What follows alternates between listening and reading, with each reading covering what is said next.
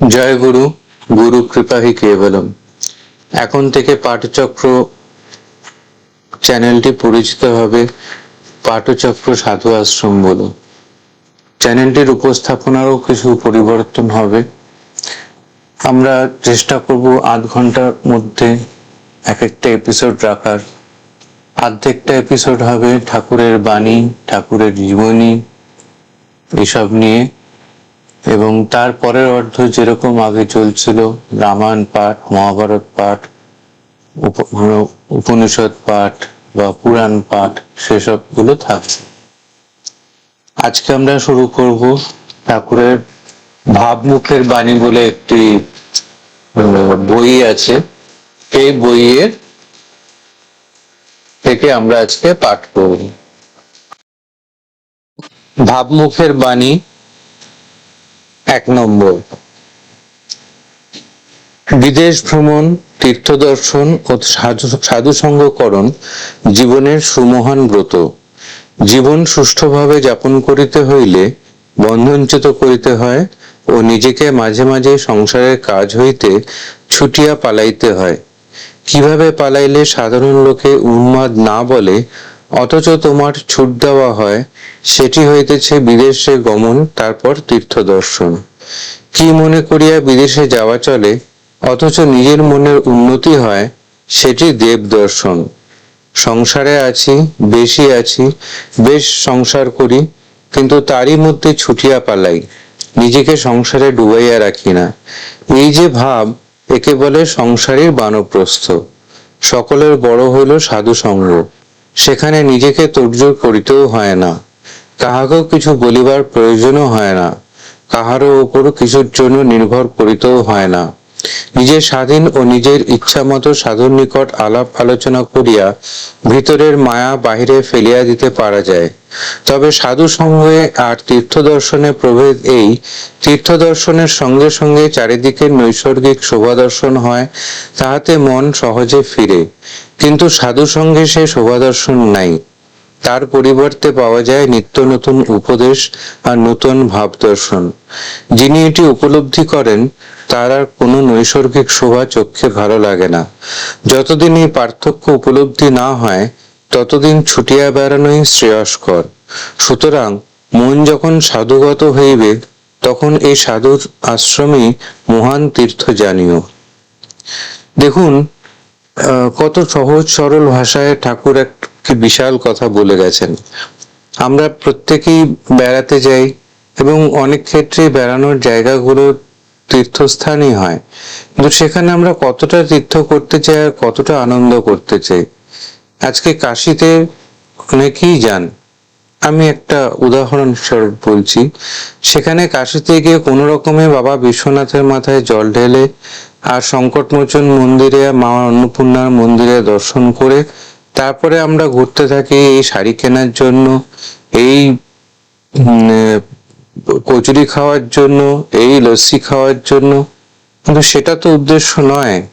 এখানে গিয়ে শুধু বিশ্বনাথ নয়, কাশীর গলিতে গলিতে কত অজস্র মন্দির আছে, সেই মন্দিরগুলোকে আমরা দর্শন করার চেষ্টা করি। কাশী নিয়ে কাশীখণ্ড যদি কেউ পড়ে থাকেন পুরাণের, সেখানে জানতে পারবেন কত রকমের মন্দির আছে। এটা হচ্ছে তীর্থ দর্শন। আরেকটা জিনিস যদি খেয়াল করে দেখা যায়, যে এই ব্যাপারটা আজকের দিনেও প্রাসঙ্গিক, এবং অনেক মানুষই এটা করে থাকেন। এই বানপ্রস্থের ব্যাপারটা, সোলো ট্রাভেল বা একলা ঘোরার একটা প্রবৃত্তি মানুষের মধ্যে এসছে, এবং এই সোলো ট্রাভেল দু ধরনের হয়। এক ধরন হচ্ছে যারা পাহাড়ে টাহাড়ে ট্রেকিং করে বেড়ান তারা, আরেক ধরন হচ্ছে যারা একেবারেই তীর্থ করে বেড়ান তারা। ঠাকুরই এই দ্বিতীয় ধরনের লোকেদের কথাই আমাদের সামনে তুলে ধরেছেন।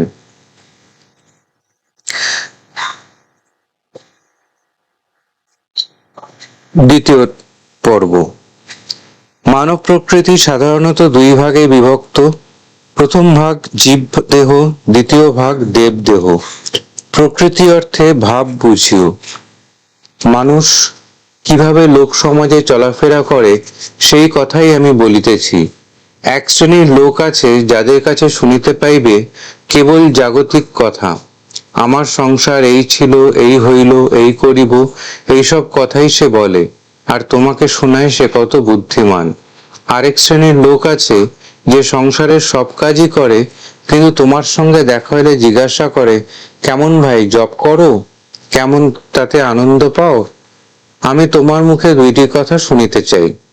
সংসারে কোনো কথাই সে বলে না, তোমারও কোনো সংসারের কথা সে জানিতে চায় না। দুইজনই সংসারী, সে বিষয়ে কোনো ভুল নাই। তবে একজন জীব আরেকজন দেবভাবাপন্ন। কেননা অপর ব্যক্তি যিনি সংসার করিতেছেন, অথচ কেবল চিন্তা ওই পাদারবিন্দের, সে সংসারী হইয়াও দেবভাবে পরিপূর্ণ। যিনি ঘোর সংসারী, অথচ তোমার আমার সঙ্গেও আলাপ করিতে চান, তিনি ভিতরের ভাবটিকে চাপা দেন। ফলে নিজেকেও ঠকান, তোমাকেও ঠকান, আর ঠকান আমাকেও। আমি তুমি ঠকিলে কোনো দুঃখ নাই, কিন্তু সে যে নিজেও ঠকিতেছে এই কথা সে বুঝিতে পারে না। সে জীবভাব লইয়া দেবভাব ভাবিত হইতে চায়, তাতে ভিতরের জীবটি ক্রমশ তাহাকে গ্রাস করিয়া ফেলে। অনেক লোক বলে, আমিও খুব সাধুসঙ্গ করি, কিন্তু আসলে জিজ্ঞাসা করিয়া দেখিও সে একজন প্রবঞ্চক। সে মুখে সাধুভাব দেখায়, অন্তরে ঘোর জীবভাবাপন্ন। সুতরাং আমার বলিবার উদ্দেশ্য, যদি কেহ ঐরূপ বিপদগ্রস্ত হইয়া থাকো, এখনই জীবভাব ছাড়িয়া দেবভাব ধরো। তুমি ভগবানের অংশে জন্মগ্রহণ করিয়াছ, তুমি সাধারণ পশুর মতো জীবনযাপন কেন করিবে? তুমি মনে রাখিবে, বাহিরের জীবন আর ভিতরের জীবন এই দুইটি পৃথক জীবন। বাহিরের জীবনে সংসারী হইয়া থাকো, অর্থাৎ সব করণীয় করো, কিন্তু ভিতরের জীবনটিকেও ভুলিও না। সেও তোমার সঙ্গে সঙ্গে বড় হইছে, যত্ন না করো বাড়িবে না। সুতরাং ভিতরের জীবনটিকেও বাহিরের অপেক্ষা মূল্যবান মনে করিয়া যেমন আদর যত্ন করিতে হয় করো, আর যত পারো সংসারও করো। এইভাবে চলিলে নিজেকে ঠকানো হইবে না, অথচ সংসারও করা হইবে। এটা আমার একটা উপলব্ধি। আমরা যখন আশ্রমে যাই, আচ্ছা আশ্রমের কথা নয় বাদই দিলাম, আমরা যখন কোনো পুজো প্যান্ডেলে যাই, সেখানে বসে পুজোটা নিয়ে কি হচ্ছে, মায়ের কথা বা যে পুজোই হোক না কেন, সেখানে সেই দেবতার কথা, জপ ধ্যানের কথা, এইসব কথা কিন্তু আলোচনা হচ্ছে না। হচ্ছে কিন্তু পরনিন্দা, পরচর্চা, সংক্ষেপে টিএনপিসি। ঠিক আছে? তো এই জিনিসটা ঠাকুর খুব অপছন্দ করতেন, এবং এই জিনিসটা হওয়া কাম্যও নয়। আর আশ্রমেও আজকাল দেখতে পাচ্ছি এই জিনিসটার বড় বেশি প্রভাব বাড়ছে। আশ্রমেও যখন লোকে যান, ঠাকুরের দিকে তাদের দৃষ্টি কম থাকে। ঠাকুরের মন্দিরে একবার কোনো রকমে মাথা ঠুকে বসে সবাই নিজের মতো বসে পড়েন, নিজের নিজের সংসারের গল্প জুড়ে দেন। কিন্তু একসঙ্গে বসে যে একটু শান্তি মতে চুপচাপ বসে ধ্যান করা, জপ করা, এই ব্যাপারগুলো উঠেই গেছে, বা দেখতেই পাই না। উঠে গেছে বললে ভুল হবে, মানে খুব কম চোখে পড়ে। এই কাজগুলোই আশ্রমে গিয়ে করা উচিত। ঠাকুর সেই কথাই বলতে চাইছেন। আজকে ঠাকুরের বাণী এই পর্যন্তই। এরপরে আমরা রামায়ণের যে বালকাণ্ড নিয়ে পাঠ করছিলাম, সেইখানে প্রবেশ করব।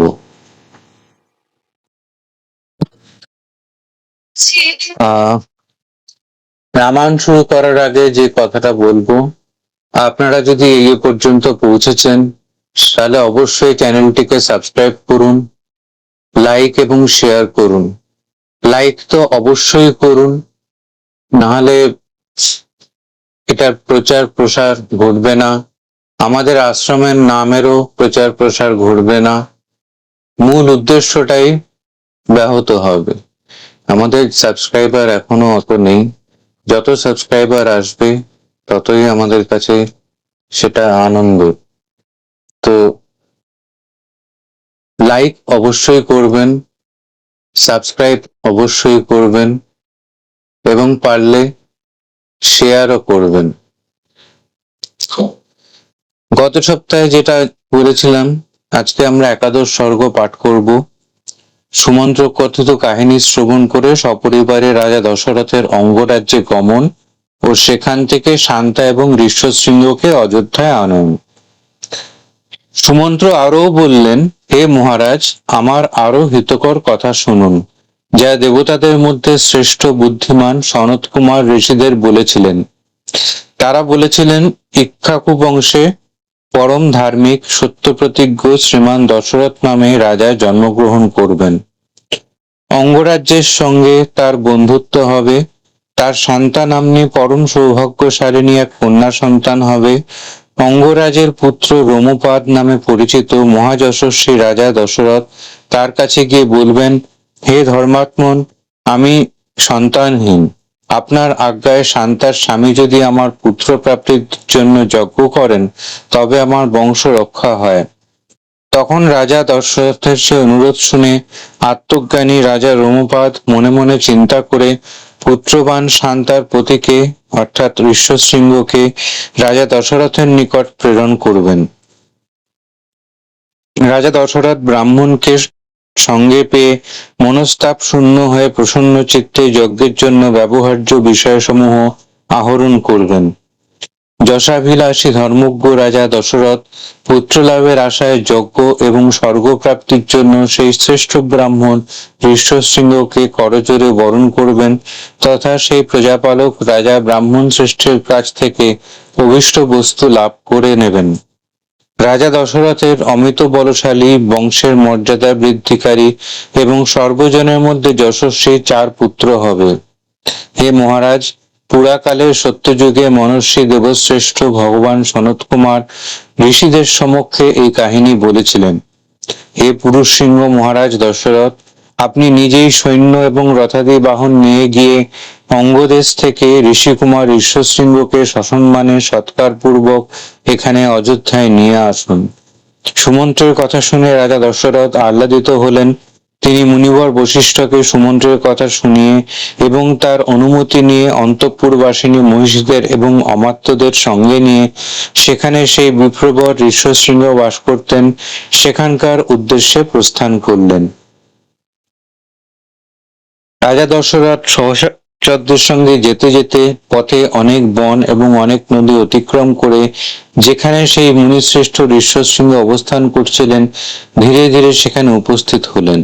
অনন্তর সেই স্থানে উপস্থিত হয়ে রাজা দশরথ রোমপাদের নিকটে উপবিষ্ট অগ্নির ন্যায় তেজস্বী ব্রাহ্মণ শ্রেষ্ঠ ঋষিকুমারকে দেখতে পেলেন।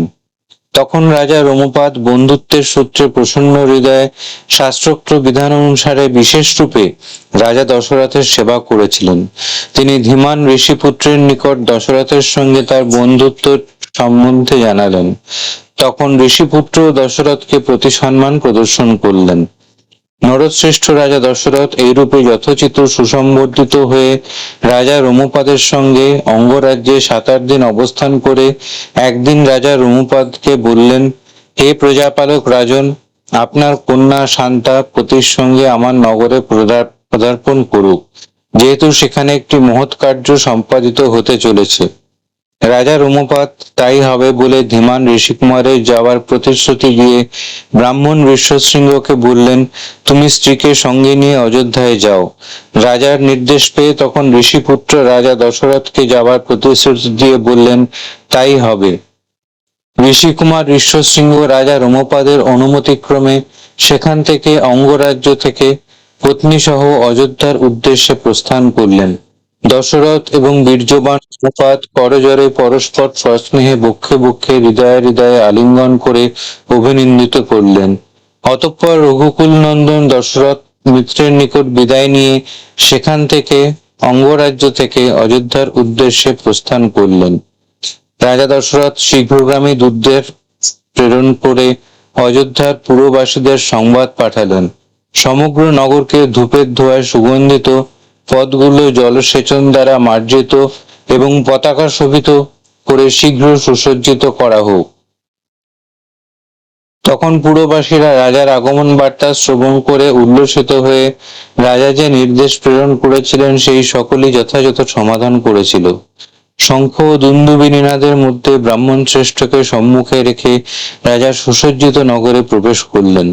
সহস্রাক্ষ ইন্দ্রের সঙ্গে কাশ্যপকে অর্থাৎ কশ্যপ নন্দন বামন দেবকে স্বর্গে প্রবেশ করতে দেখে দেবতাদের মতো অযোধ্যাবাসী নাগরিকেরা সকলে ইন্দ্রের ন্যায় পরাক্রমী রাজা দশরথের সঙ্গে দ্বিজশ্রেষ্ঠ ঋষভসিংহকে অযোধ্যায় প্রবেশ করতে দেখে উৎফুল্ল হয়েছিলেন।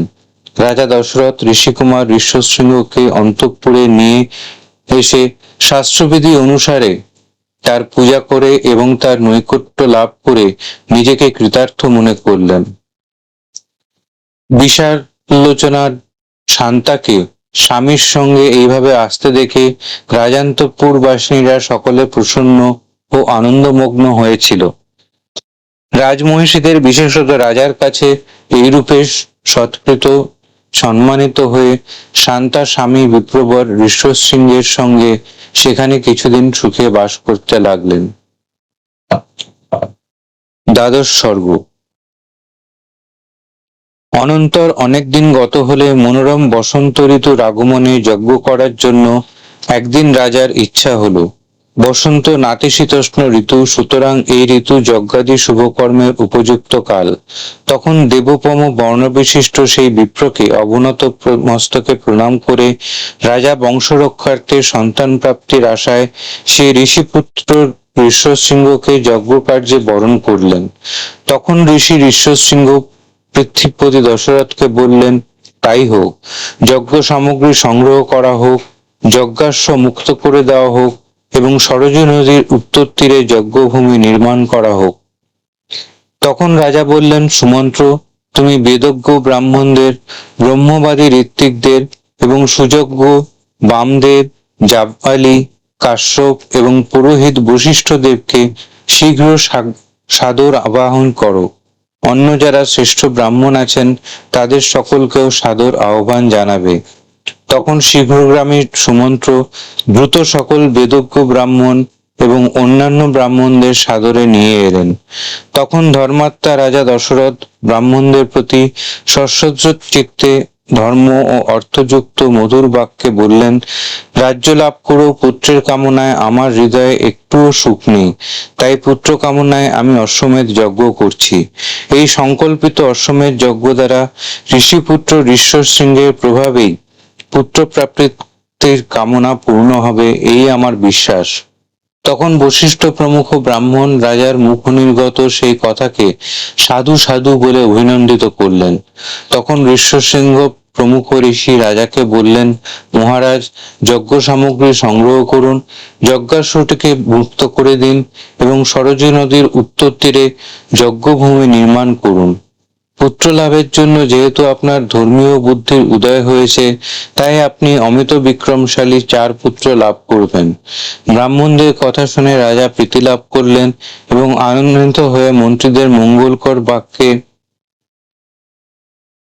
বললেন, গুরুজনদের নির্দেশানুসারে আমার মঙ্গলের জন্য যজ্ঞীয় সামগ্রী শীঘ্র সংগ্রহ করুন এবং বীর রক্ষীদের রক্ষণাবেক্ষণে ও পুরোহিতদের সঙ্গে যজ্ঞাশ্বকে মুক্ত করে দিন।